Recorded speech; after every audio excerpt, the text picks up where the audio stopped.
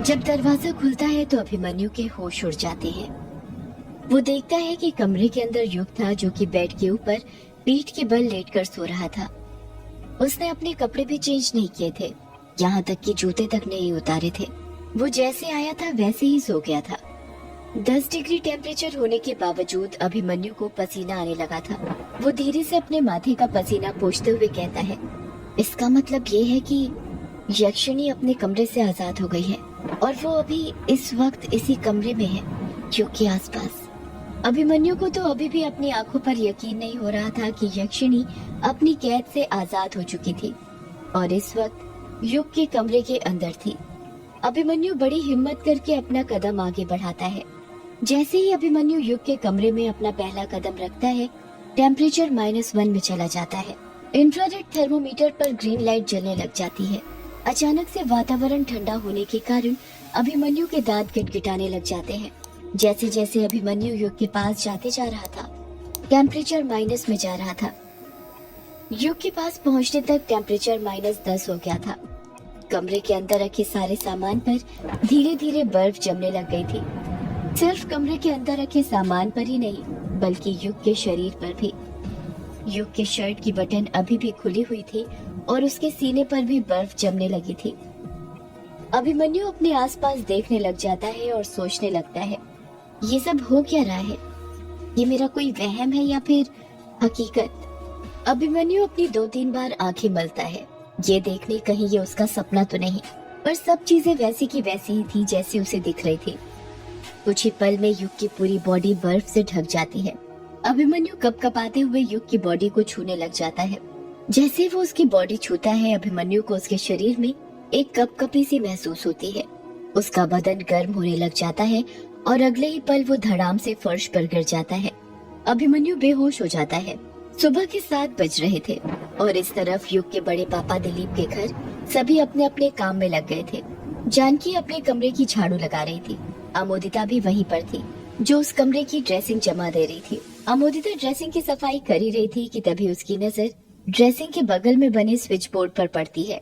उसमें एक mobile charging पर लगा हुआ था। अमोदिता वो मोबाइल उठाते हुए कहती है, अरे बुआ, आप तो बड़ी छुपी रुस्तम निकली, नया मोबाइल ले लिया और मुझे बताया तक नहीं। जब जानकी वो मोबाइल देखती है तो हैरानी के साथ कहती है, अरे ये मोबाइल मेरा नहीं है अमोदिता बेटा। क्या कहा? आपका नहीं है? तो फिर किसका है ये मोबाइल? जानकी कुछ याद करते हुए कहती है, अरे हाँ याद आया, ये मोबाइल तो युग का है। कल उसने चार्जिंग पर लगाया था, पर तभी लाइट चली गई थी। उसे लगा कुछ ही देर में वापस आ जाएगी, इसलिए उसने यहीं पर लगे रहने दिया। लगता है कल जल्दी जल्दी में जाना हुआ, इसीलिए यहाँ पर भूल कर चला गया।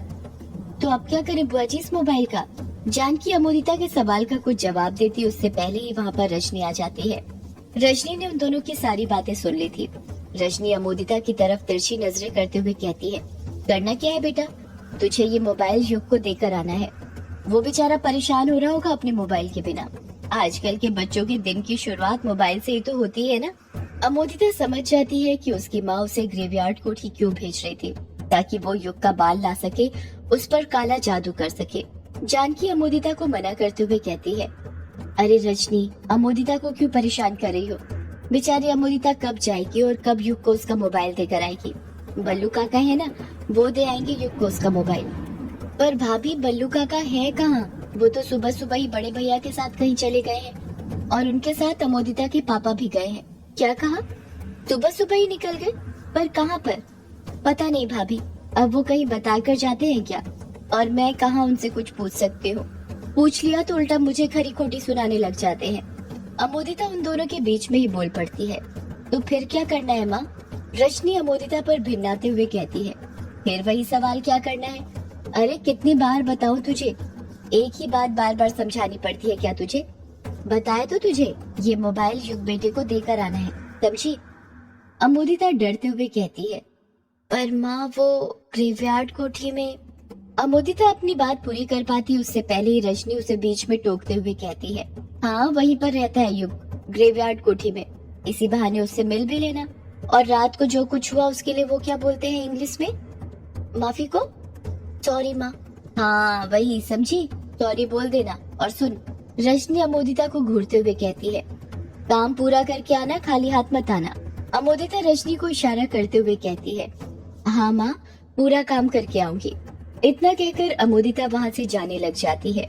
उसी के पीछे पीछे रजनी भी बाहर निकल जाती है। जब रजनी कमरे से बाहर निकलती है तो देखती है कि अमोदिता बहुत स्लो स्लो चल रही थी। रजनी जल्दी से उसके पास जाती है और उसके कंधों पर हाथ रखकर चिल्लाते हुए कहती है, नालायक लड़की, इतने धीरे धीरे क्यों चल रही है? तुझे आज ही युग के पास जाना है और उसका बाल लेकर आना है। अगर ऐसे ही चलती रही तो तुझे बरसों लग जाएंगे उसके पास पहुंचने में। जैसे ही रजनी अमोदिता के कंधों पर हाथ रखती है, अमोदिता की डर के मारे चीख निकल जाती है। रजनी अमोदिता के चेहरे का डर भांप लेती है और हैरानी के साथ पूछती है, तू डर क्यों रही है अमोदिता इतना? अमोदिता रोते हुए कहती है, डरू नहीं तो क्या करूँ माँ, आप जानती है उस ग्रेवयार्ड कोठी में यक्षिणी कैद है, फिर भी आप मुझे वहाँ पर भेज रही है। कौन माँ खुद अपनी बेटी को ऐसे मौत के मुंह में धकेलती है? रजनी अमोदिता को समझाते हुए कहती है, अरे अमोदिता, तू एक सौदाइन होकर इतना डर रही है। डर तो लगेगा ही ना माँ, अभी मैं पूरी तरह से आपकी तरह सौदाइन कहाँ बनी हूँ। अरे तू डर मत, मेरे साथ आ, इस डर का इलाज है मेरे पास। इतना कहकर रजनी अमोदिता का हाथ पकड़ती है और उसे किचन में ले जाती है। अमोदिता किचन के चारों तरफ देखते हुए कहती है, माँ, आप ये मुझे किचन में क्यों लाई है? रजनी अपने राइट हैंड की उंगली से अमोदिता को चुप रहने का इशारा करते हुए कहती है, तू 2 मिनट चुप रहेगी? जब देखो तेरा मुंह बक बक ही करते रहता है। अपनी माँ का गुस्सा देखकर अमोदिता चुप हो जाती है। रजनी किचन में जमे डिब्बों में से एक डिब्बा निकालती है और उसके अंदर से गिनकर कुल 5 राई के दाने निकालती है और अमोदिता के हाथ में थमा देती है। अमोदिता हैरानी के साथ कहती है, ये क्या माँ, आप मुझे ये राई के दाने क्यों दे रही हो? मैं थोड़ी वहाँ पर अचार बनाने जा रही हूँ जो आप मुझे राई दे रही हो। और अगर आपको राई के दाने देना ही तो थोड़ा ज्यादा दीजिए ना, 5 राई के दानों से क्या होता है? रजनी अमोदिता पर गुस्सा होते हुए कहती है, नालायक लड़की, ये राई के दाने तुझे पता भी है मैं क्यों दे रही हूँ? अमोदिता सिर नीचे करते हुए कहती है, क्यों माँ? क्योंकि इन छोटी छोटी राई के दानों से भी बड़े बड़े टोटके किए जाते हैं, दुर्भाग्य को सौभाग्य में बदलने के लिए। रजनी अपनी बात पूरी करती उससे पहले ही अमोदिता बीच में उसे टोकते हुए कहती है, क्या कहा? दुर्भाग्य को सौभाग्य में बदलने के लिए? पर कैसे माँ? कहते हैं अगर किस्मत आपका साथ नहीं दे रही है तो एक घड़े में पानी भरकर उसमें कुछ राई के दाने या राई के पत्ते डालकर शनिवार के दिन उसी पानी से नहाने से आपका दुर्भाग्य सौभाग्य में बदल जाता है। और सिर्फ इतना ही नहीं, गुरुवार के दिन राई के दानों का दान करने से आपके बिगड़े काम बन जाते हैं और उन कामों में आ रही रुकावटें दूर हो जाती हैं। इतना कहकर रजनी एक लंबी सांस लेती है और कहती है, बुरी नजर का दोष खत्म करने के लिए, कर्ज से मुक्ति के लिए, व्यापार में वृद्धि के लिए, चिड़चिड़ापन दूर करने के लिए ऐसे ही कई काम साधे जाते हैं। इन राई के दानों से सब टोटके करने की विधि अलग अलग होती है। पर माँ, आप ये राई के दाने मुझे क्यों दे रही हैं? बता रही हूँ नालायक लड़की, सब्र तो कर थोड़ा। जिस तरह ये भूत प्रेत नमक से डरते हैं, ठीक उसी तरह ये यक्षिणी राई के दानों से डरती है। पर उसके लिए एक मंत्र आना चाहिए, तभी वो डरेंगे, वरना इन राई के दानों का भी कुछ असर नहीं होगा, समझी? कैसा मंत्र माँ? अपना कान ला मेरे पास। अमोदिता अपना कान अपनी माँ के पास ले जाती है। रजनी करीब 2-3 मिनट तक अमोदिता के कान में कुछ बोलती रहती है। रजनी की बात खत्म होने के बाद अमोदिता मुंह बनाते हुए कहती है, माँ, इतना बड़ा मंत्र ये मुझे याद कैसे रहेगा? यदि मैं भूल गई तो? अगर भूल गई तो तू जानना और वो यक्षिणी। अब मेरा दिमाग मत खा ज्यादा। मेरा काम था तेरी रक्षा के लिए तुझे मंत्र बताना, वो मैंने बता दिया। अब बाकी का काम तेरा। अब जा जल्दी और अपने काम को अंजाम तक पहुंचा कर आ। अमोदिता राई के 5 दानों को अपनी मुट्ठी में भेजते हुए वहाँ से जाने लग जाती है। इस तरफ ग्रेवयार्ड कोठी के अंदर युग अभी तक बेड पर सोया हुआ था। युग उबासी लेते हुए अपनी आंखें खोलता है और नींद में ही अपने बेड से नीचे उतरने लग जाता है। और जैसे ही वो अपना कदम नीचे रखता है, उसका पैर सीधे अभिमन्यु के सीने पर रखा जाता है। अभिमन्यु चीखते हुए कहता है, मार डाला रे। युग अपनी आंखें मलते हुए कहता है, अरे अभिमन्यु, तू नीचे था तो नीचे क्यों सो रहा था? अभिमन्यु अपना सीना पकड़कर बैठते हुए कहता है, यार मैं नीचे सो नहीं रहा था, बेहोश हो गया था। क्या कहा? बेहोश हो गया था? पर कैसे? अभिमन्यु युग को रात में क्या क्या हुआ था सब कुछ बता देता है। सारी बात सुनने के बाद युग अभिमन्यु को घूरते हुए कहता है, तेरे कहने का मतलब यह है कि यक्षिणी अपने कमरे से आजाद हो गई है? पर वो ग्रेवयार्ड कोठी से बाहर नहीं गई, बल्कि इसी ग्रेवयार्ड कोठी में है और कल रात वो यही मेरे पास थी। हाँ यार, मैंने अपने इंफ्रारेड थर्मोमीटर से चेक किया, तेरे कमरे का टेम्परेचर अचानक कम हो गया था, माइनस में चला गया था। कहाँ है तेरा वो इंफ्रारेड थर्मोमीटर? अभिमन्यु अपने आसपास इंफ्रारेड थर्मोमीटर ढूंढने लग जाता है। उससे 2-3 कदम की ही दूरी पर ही इंफ्रारेड थर्मोमीटर फर्श पर गिरा हुआ था। अभिमन्यु इंफ्रारेड थर्मोमीटर उठाकर युग को देते हुए कहता है, ये रहा, ये देख। युग उस इंफ्रारेड थर्मोमीटर को अपने हाथ में लेता है और उससे आसपास का तापमान चेक करने लग जाता है। युग देखता है कि इंफ्रारेड थर्मोमीटर के डिस्प्ले में कभी लाल लाइट जल रही थी तो कभी ग्रीन लाइट, और देखते ही देखते इंफ्रारेड थर्मोमीटर बंद हो जाता है। युग हंसते हुए कहता है, लगता है तेरा ये डिवाइस भी तेरे वो इलेक्ट्रोमैग्नेटिक फील्ड मीटर की तरह खराब है। तेरे ये सारे डिवाइस घटिया ही है क्या? अभिमन्यु उस इंफ्रारेड थर्मोमीटर को अपने हाथ में लेते हुए कहता है, अरे ये खराब कैसे हो गया? कल रात तक तो ठीक था, अचानक से क्या हो गया इसे? युग अभिमन्यु की बातों का कोई जवाब नहीं देता। वो अपना शरीर देखने लग जाता है। जब वो देखता है कि उसकी शर्ट की बटनें खुली हुई हैं और उसके सीने पर नाखून की खरोच के निशान हैं, तो वो अभिमन्यु को शक की निगाहों से घूरते हुए कहता है, ये तूने क्या किया मेरे साथ अभिमन्यु? मुझे तुझसे ये उम्मीद नहीं थी। मुझे नहीं पता था तू वैसा लड़का है। अभिमन्यु असमंजस में पड़ते हुए कहता है, वैसा लड़का हूँ मतलब? मैं कुछ समझ नहीं पा रहा हूँ। तो साफ साफ कहेगा, कहना क्या चाहता है? युग अपने सीने की खरोचों पर हाथ फेरते हुए कहता है, ये मेरी शर्ट की बटनें खुली हुई क्यों हैं? और मेरे सीने पर ये खरोच के निशान कैसे हैं?